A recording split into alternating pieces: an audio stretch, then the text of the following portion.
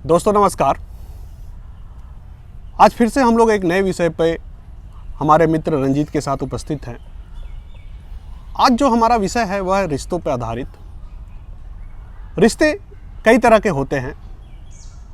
कई दोस्त रिश्तों में होते हैं, कई बार पारिवारिक रिश्ते होते हैं। एक पति पत्नी का रिश्ता है, एक दोस्ती का रिश्ता है, गर्लफ्रेंड बॉयफ्रेंड का रिश्ता है। कई तरह से रिश्तों को हम देखते हैं और समाज में कई तरह के रिश्तों की वैधता है या कई हद तक हम रिश्तों को छुपाते भी हैं। लेकिन ज़माने से तो हम रिश्तों को छुपा सकते हैं, लेकिन खुद से तो नहीं छुपा सकते। यानी कि रिश्तों में गर्माहट कितनी है, चाहे पारिवारिक हो, चाहे पति पत्नी का हो या दोस्ती का हो, ये बहुत मायने रखती है।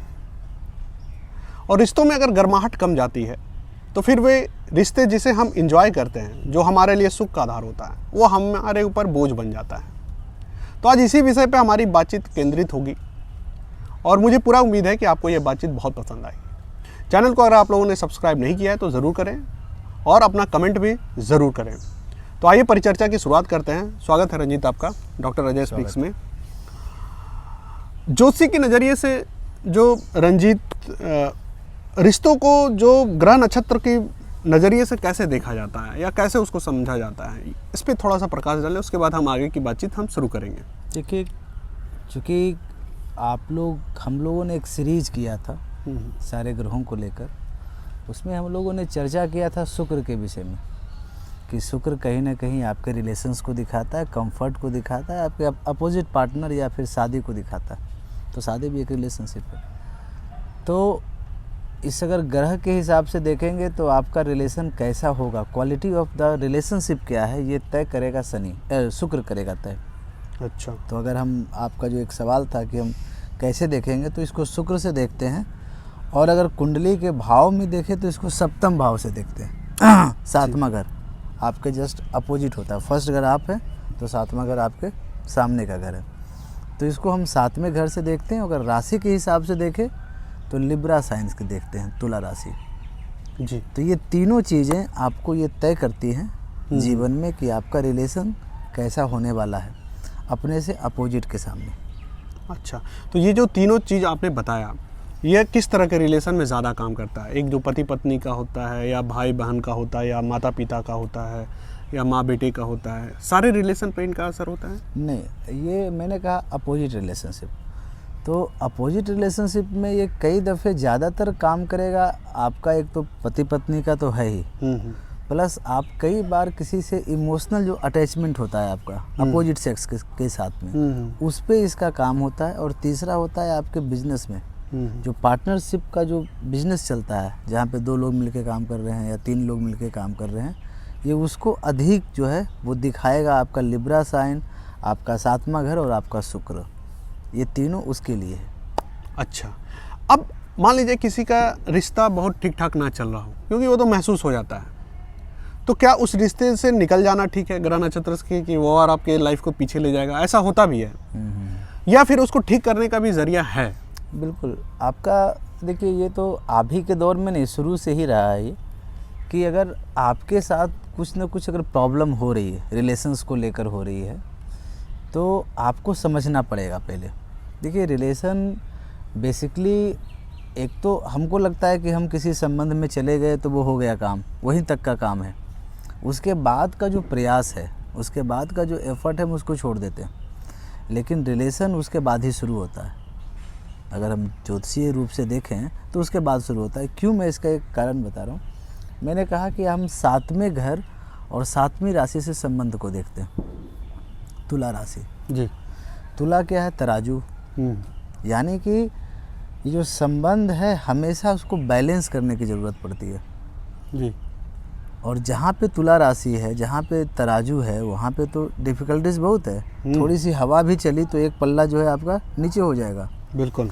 और जहाँ वो नीचे हुआ तो आपको फिर प्रॉब्लम शुरू हो जाएंगे। या तो वैचारिक मतभेद होने लगेगा, या आपको लगेगा कि आप जो कह रहे हैं, आपके जो सामने वाला जो पार्टनर वो नहीं सुन रहा, या आप जो सोच रहे वैसा वो नहीं सोच रहा है। तो दिक्कत क्या है कि हम ये सोच रहे हैं, हम उसके लिए कर नहीं रहे, क्योंकि तराजू को बैलेंस किया जाता है, अपने आप नहीं होगा। ठीक है, तो ये जो करने वाला जो बात है वो इम्पोर्टेंट हो जाता है। तो जब आप उसको करने के लिए जाते हैं तभी वो बैलेंस होता है। एक बात तो ये है। अच्छा। दूसरी बात क्या है? दूसरी बात है कि मैंने कहा जो उसको ग्रह जो तय कर रहा है वो शुक्र है। तो शुक्र का जो स्वभाव है, जो शुक्र का जो नेचर है, वो थोड़ा सा डेलिकेट है। जी। डेलिकेट नेचर का शुक्र है।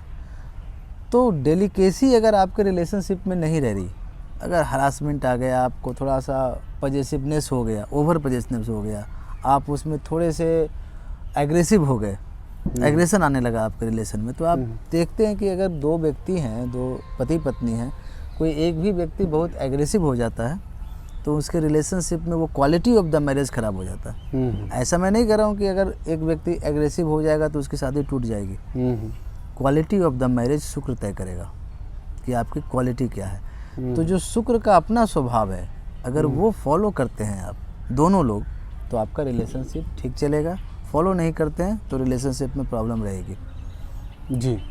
अच्छा, एक ये बात, जो भी लोग हैं रिलेशन में, कई बार लोगों को पता ही नहीं होता है कि खराब करने के लिए वो जिम्मेवार है या सामने वाला जिम्मेवार है, और हर दोनों व्यक्ति एक दूसरे पर आरोप प्रत्यारोप करता है। बिल्कुल, है ना। उसको लगता है कि सामने वाला खराब कर रहा है, वो गुनाहगार है, और सामने वाले को लगता है कि ये है। अब हो सकता है कि दोनों इसमें कहीं से भी गुनाहगार ना हो, और कोई जो ग्रह नक्षत्र है वो ऊपर से सब कुछ कर रहा हो, है ना। तो क्या ज्योतिषी में इस तरह का भी है कि आपके हाथ में रिलेशन नहीं होता है, ग्रह नक्षत्र का ये योग है ऐसा कि आपका थोड़ा बहुत उतार चढ़ाव आता ही आता है, आप उसको थोड़ा बहुत बैलेंस कर सकते हैं? नहीं, बिल्कुल सही है कि देखिए, अगर रिलेशंस ख़राब हो रहा है तो कोई ना कोई जिम्मेदार तो होगा। ठीक है, कोई कारण तो बनेगा। हाँ। अब वो कारण कई दफ़े हमको लगता है कि वो कारण हम नहीं हैं, हमारे से सामने वाला व्यक्ति वो उस कारण में है, ऐसा हो भी सकता है। लेकिन दूसरे कारण हैं, लेकिन अगर आप कारण नहीं हैं और अगर आपने एफर्ट करना छोड़ दिया तो वो कारण आप पे बहुत ज़्यादा हावी हो जाएगा और आपको दिक्कत आ जाएगी। इसको हम थोड़े से ग्रह के हिसाब से समझेंगे तो और ज़्यादा क्लियर आएगा। तो देखिए, हमने कहा कि शुक्र ठीक है, बैलेंस का ग्रह है। तराजू और शुक्र का जो मूल त्रिकोण साइन है वो लिब्रा है, तुला राशि है। इसका मतलब मूल त्रिकोण राशि का मतलब जहाँ से उसको शक्ति प्राप्त होती है किसी ग्रह को। तो शुक्र के दो राशियां हैं, एक है टॉरस वृषभ और दूसरा तुला। इसका मूल त्रिकोण जो है तुला है। इसका मतलब शुक्र को जो पावर हाउस है उसका वो तुला से मिल रहा है जी, लिब्रा साइन से मिल रहा है, यानी कि उसको बैलेंस से मिलता है पावर। ठीक है, एक तो ये बात है। अब इसका बैलेंस कैसे ख़राब हो सकता है, इसको समझिए। जो आपका सवाल था कि कैसे जानेंगे, क्या करेंगे, तो हम पहले समझते हैं कि शुक्र के दुश्मन ग्रह कौन है, शुक्र की फ्लेवर को कौन ग्रह ख़राब कर सकता है, या जो उसको डिस्टर्बिंग करने की क्षमता रखता है, उसको हम पहले समझेंगे। तो अगर शुक्र के साथ चंद्रमा आ गया, पहला ग्रह इसको ही लेते हैं, शुक्र और प्लस चंद्रमा आपके चार्ट में बैठा है, तो क्या होगा आपके साथ, आपका स्वभाव क्या होगा, और उस स्वभाव के बस आपके रिलेशन कितना प्रभावित होगा, इसको भी समझते हैं। शुक्र चंद्रमा क्या है, चंद्रमा बहुत तेज ग्रह से चलने वाला प्लैनेट है, फास्ट मूविंग प्लैनेट है। वो इमोशन का भी एक कारक, इमोशन है, लेकिन वो इमोशन अनस्टेबल टाइप का है। वो इमोशन बहुत स्टेबल नहीं है चंद्रमा, क्योंकि वो हमेशा ढाई दिन में बदल रहा है। तो आप कभी ये सोच रहे थे, कल कुछ और सोच रहे हैं, कल कुछ और सोच रहे हैं। शुक्र क्या है, आपका रिलेशन है, रिलेशनशिप है। तो आप सोचिए कि एक अनस्टेबल ग्रह रिलेशनशिप के साथ बैठेगा तो क्या होगा। चंद्रमा क्या है, आपका मतलब थिंकिंग है, आपका सोच है, और शुक्र क्या है, प्लेजर है। भाई रिलेशन शुक्र का एक और कारक है, महत्वपूर्ण कारक, वो है प्लेजर। तो जब चंद्रमा और शुक्र होता है तो आप पूरे लाइफ टाइम प्लेजर सीकिंग कर रहे हैं, प्लेजर ढूंढ रहे हैं जी। अब प्लेजर ढूंढ रहे हैं तो क्या होगा, आप मल्टी रिलेशन में चले जाएंगे, बदनाम हो जाएंगे। बदनामी भी आ सकती है, आवश्यक नहीं है, वो तो डिपेंड करता है और भी चार का क्या कंडीशन है। लेकिन आप ये है कि आप प्लेजर सीकिंग कर रहे हैं ज़्यादा। अगर थोड़ा सा आप अपने अपोजिट रिलेशंस के पास हैं, अगर आपको लगा कि नहीं आज हमको यहाँ से प्लेजर नहीं मिल रहा, किक नहीं मिल रहा है, आप कहीं बाहर वहाँ पे ढूंढने लगेंगे, वहाँ नहीं मिला कहीं और चले जाएंगे। ये प्लेनेट का जो कम्बिनेशन है जी, ये कम्बिनेशन आपके मैरिज को ख़राब कर देगा, क्योंकि शुक्र का सबसे बड़ा दुश्मन है चंद्रमा। क्योंकि शुक्र जो है स्टेबिलिटी चाहता है, लेकिन चंद्रमा उसको नहीं रहने देता, उसको बार बार बदलाव की तरफ लेके जाता है जी। लेकिन क्या ये खराब सिर्फ ये खराब है? नहीं, ये धन भी देता है, ठीक है, ये आपको ये दोनों फीमेल हैं प्लेनेट, चंद्रमा भी और शुक्र भी। इसका मतलब है कि आपके ऊपर फीमेल गुण हावी है, यानी आपके अंदर फीमेल का गुण क्या है, मतलब फीमेल उस तरह से मत समझिए। फीमेल गुण का मतलब होता है कलात्मकता। फीमेल जिस चीज़ के लिए रिकॉग्नाइज्ड की गई है एस्ट्रोलॉजी में, वह उसके अंदर एक कला है, विशेष कला है। तो ऐसे व्यक्ति को आर्ट से बहुत प्यार होता है। आप देखते हैं ना, जितने इंडस्ट्रीज़ हैं, फिल्म इंडस्ट्रीज़ है, और वहाँ पे आप देखते हैं कि मल्टी रिलेशंस वहाँ होते हैं ज़्यादा। जब आप जितने कलात्मक होते जाएंगे, आपके अंदर कला जितना भारी होगा, हावी होगा, आपके अंदर ना प्लेजर सीकिंग की मात्रा बढ़ जाती है। और इसी समय में आपके अपोजिट पार्टनर को ध्यान देने की ज़रूरत है, क्योंकि वो प्लेनेट कॉम्बिनेशन तो चेंज नहीं हो रहा है। अगर कोई आपको लगता है कि आपका अपोजिट पार्टनर आपको प्लेजर सीकर है, आप वो प्लेजर चाहता है, तो आपको वहाँ पे आपका व्यवहार भी प्लेजर गिवर की तरह होना चाहिए। और प्लेजर हमेशा फिजिकल नहीं होता, क्योंकि चंद्रमा है, चंद्रमा सिर्फ उसको फिजिकल प्लेजर नहीं चाहिए जो, लेकिन वो मल्टी रिलेशन हो रहा है। लोगों को लगता है बाहर से कि अरे यार इसका तो नेचर ही खराब है, तो 5-5 संबंधों में कितने तो शादी खराब कर दी, चीट कर रहा है। चीटिंग योगा भी इसको बोलते हैं हम लोग, एस्ट्रोलॉजी में चीटिंग योगा है। लेकिन आप समझना की कोशिश करेंगे, चंद्रमा आखिर फिजिकल हैप्पीनेस की तरफ नहीं भाग रहा था, वो मेंटल प्लेजर की तरफ भाग रहा था। और इस समय आपका जो अपोजिट पार्टनर है, उसको ध्यान देने की आवश्यकता है कि आप उसको मेंटली कितना प्लेजर दे पाते हैं अपोजिट पार्टनर को। अगर आपको ऐसा लग रहा है कि इनके साथ या इसके साथ ये है, तो आप उनको मेंटल प्लेजर दीजिए, दिमागी रूप से आप उनसे अच्छे से बात कीजिए, सॉफ्टली बात कीजिए, उनको केयर कीजिए, क्योंकि चंद्रमा केयरिंग भी है। ऐसे व्यक्ति को ना हमेशा केयर चाहिए अपोजिट पार्टनर से, कि भाई आप खाना खा लिए या फिर कहीं बैठे भी हैं तो उसको केयर चाहिए, उसके इमोशंस को झांकना चाहिए उस व्यक्ति को कि इस व्यक्ति क्या सोच रहा है। इमोशनल टॉक करने चाहिए, ठीक है, प्रेम पूर्वक व्यवहार करना चाहिए, व्यवहार, ठीक है। ये अगर आपका प्रेम पूर्वक है तो ये कम्बिनेशन आपको बहुत पैसा भी देगा, आपके मैरिज में जो प्रॉब्लम है, जो दिक्कतें आ रही हैं, उसको भी वो दूर करने का क्षमता रखेगा। तो ये बहुत अच्छा योग है हमारे हिसाब से, और ख़राब भी है। मतलब कि जिस तरह से हम समाज में कई लोगों को चरित्रहीन कहते हैं, या जो कहते हैं कि कई लोगों से संबंध बनाता है, निम्न प्रवृत्ति का आदमी है या दुष्ट प्रवृत्ति का आदमी है, बिल्कुल बेवफा है, तो ये आशिकी में ठीक है या सामाजिकता में ठीक है, लेकिन ग्रह नक्षत्र की परिभाषा में इसका कुछ और कारण है। वो एक तरह से मेंटल पीस है। जब मिल नहीं पाता है तो लोग उसकी तलाश में भटकते हैं, क्योंकि हर आदमी को मेंटल स्टेबिलिटी चाहिए होता है और इमोशनल स्टेबिलिटी चाहिए होता है, तो दोनों को तलाश में वो थोड़े से भटकते हैं। तो खैर, ये तो बड़ा अच्छा नज़रिया है कि जो चीज़ों के लिए हम लोग किसी को गुनाहगार या कटघरे में खड़ा करते हैं, और इसके लिए ज्योतिषी में कुछ और इसकी व्याख्या है। अब मान ले जाए कि किसी आदमी को रिलेशनशिप में बहुत दिक्कत हो रही हो, या उसे स्टेबिलिटी नहीं मिल रही हो, मेंटल प्लेजर नहीं मिल रहा हो, तो क्या उसे दूसरे रिलेशनशिप की तलाश करनी चाहिए, या ज्योतिषी में कुछ ऐसे वजह हैं कि वह वहीं पे रुक कर, है ना, स्थिर होकर उस परिस्थितियों को बदल सकता है? नहीं, बिल्कुल आपका सवाल सही क्योंकि है। हर आदमी में ये प्रवृत्ति नहीं होती है कि वो किसी से बहुत ही सामंजस्य बना ले या बातचीत कर ले या थोड़ा अपनी भावनाओं को उधर कर ले। वो चाहता है कि वही रिलेशन ठीक से हो जाए। देखिए, आपका सवाल बिल्कुल जायज़ है कि अगर ऐसा कॉम्बिनेशन है, या फिर आपको लगता है कि आपको अपोजिट पार्टनर से वो प्लेजर नहीं मिल रहा या आपको वो सुख नहीं प्राप्त हो रहा है, तो आप क्या करें? क्या आप उस संबंध को छोड़ दें, एक नए संबंध में आप चले जाएं? तो नहीं, ऐसा नहीं है। आपको मैंने सिर्फ एक कॉम्बिनेशन लिया है, क्योंकि ये इतना लंबा टॉपिक आपने छेड़ा है। ये लंबा टॉपिक एक सेशन में नहीं ख़त्म हो सकता जी। इसको सेवरल सेशन में जाएंगे, तब हम लोग अच्छे से समझ पाएंगे कि हम इसका समाधान क्या ढूंढें और कैसे इसको ठीक करें जी। तो सिर्फ मैं एक कॉम्बिनेशन की बात कर रहा हूँ फ़िलहाल। तो अगर चंद्रमा और शुक्र है आपके चार्ट में, तभी आप जो है मल्टी रिलेशन की तरफ जाते हैं। तो क्या आपको जाना चाहिए? नहीं, बेसिकली चंद्रमा और शुक्र, चंद्रमा आपका मन है, शरीर नहीं है, और आप उसको एज ए शरीर समझ रहे हैं। आप किसी जो अपोजिट पार्टनर है उसको एज ए शरीर ट्रीट कर रहे हैं, और आपको लग रहा है उस शरीर के कारण आपको खुशी नहीं मिल रही, तो आप किसी दूसरे शरीर पे शिफ्ट हो जाएंगे। गारंटी है, आप 2 शरीर पे जाइए, 50 शरीर पे जाइए, आप नहीं खुश हो पाएंगे। बार बार बदलाव होता है, क्योंकि आपने रास्ता गलत चुन लिया। ये रास्ता जो था ये आपका मेंटल प्लेजर का था, और आपने शारीरिक फिजिकल प्लेजर की तरफ चुनाव किया है। तो ये जो प्लेजर है आपको भीतर से आ रहा है, आप भीतर नहीं जा रहे हैं, आप बाहर जा रहे हैं। पहला दिक्कत तो ये है। तो उस प्लेजर को समझने के लिए आपको भीतर जाना पड़ेगा, और ये इसलिए भी ज़रूरी है क्योंकि शुक्र की एक कहानी थी, जिसमें मैंने पहले भी कहा था, शुक्राचार्य। शुक्राचार्य का ही एक छाया समझिए शुक्र है। तो शुक्राचार्य ने बहुत कठिन तपस्या की थी, बहुत कठिन तपस्या। शिव को प्रसन्न किया, प्रसन्न किए शिव को। शिव जब प्रसन्न हुए तो शिव से ने पूछा कि आपको चाहिए क्या? उन्होंने कहा मुझे मृत संजीवनी ज्ञान चाहिए। दे दिया उनको मृत संजीवनी ज्ञान। ये मृत संजीवनी ज्ञान कर क्या रहा था कि जो व्यक्ति मर रहे हैं उसको जीवित कर रहा था। इसका मतलब है कि शुक्र का स्वभाव क्या है? शुक्र का स्वभाव है कि जो चीज़ें ख़त्म हो गई है उसको रीजनरेट करना, पुरुषार्थ में।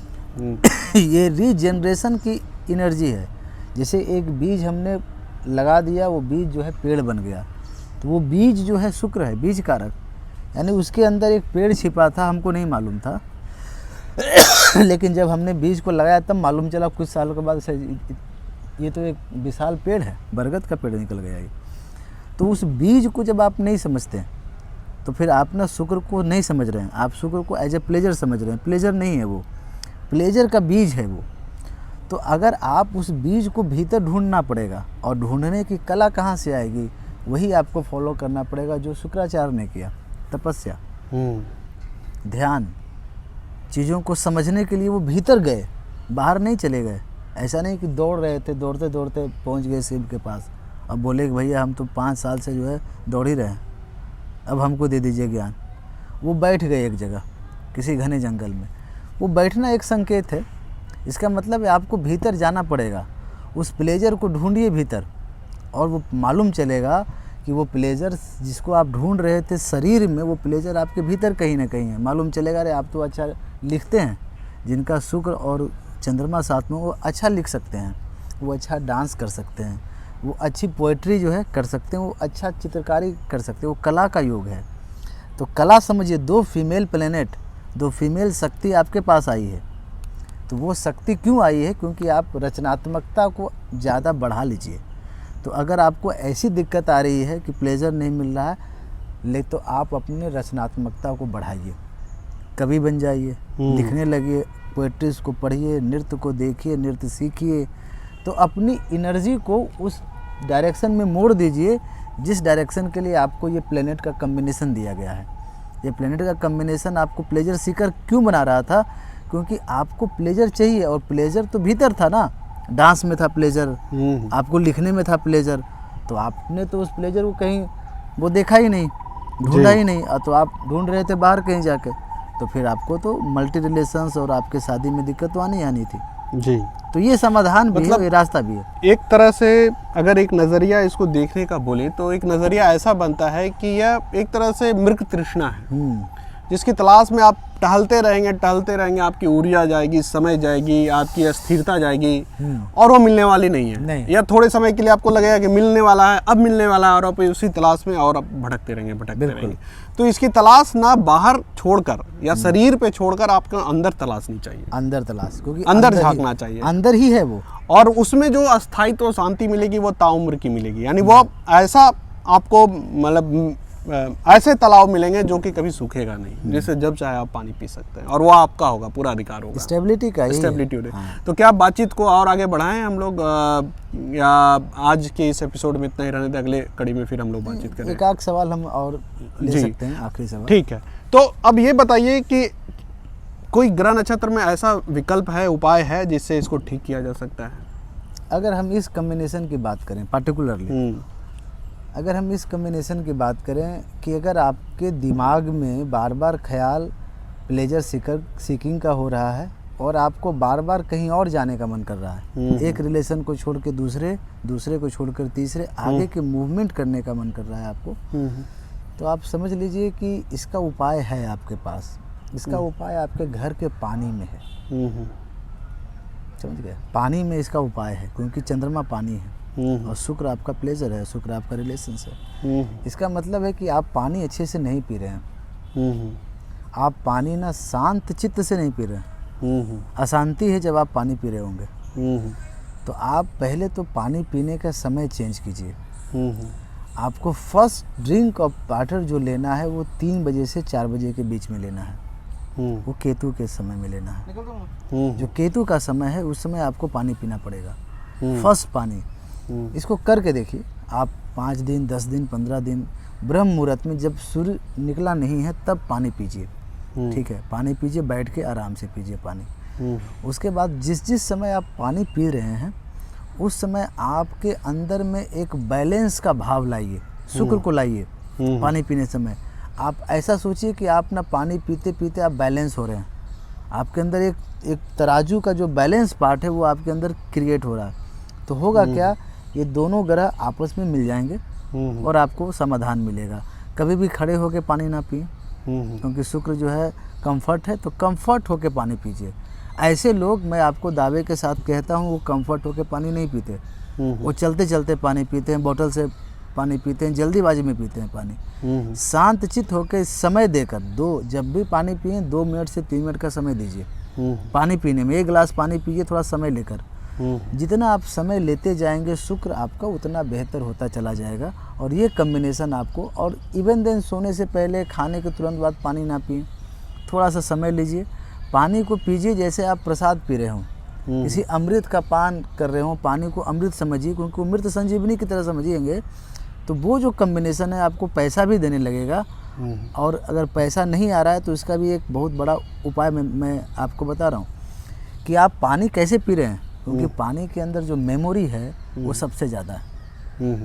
पानी से ज़्यादा मेमोरी किसी के पास नहीं है। तो आप जो प्रीवियस बर्थ, ये जो कम्बिनेशन है ना, ये प्रीवियस बर्थ को दिखाता है कि आप प्रीवियस बर्थ में रिलेशन के प्रति बहुत ईमानदार नहीं थे, या आपको ये दिखाता है कि आपने प्रीवियस बर्थ में आपको सुख नहीं प्राप्त हुआ, प्लेजर मिला ही नहीं। तो इस जन्म में आपको ना ग्रह बोलता है भाई आपको प्लेजर दे देंगे हम बहुत ज़्यादा, आपको 10 व्यक्तियों का सुख दे देंगे।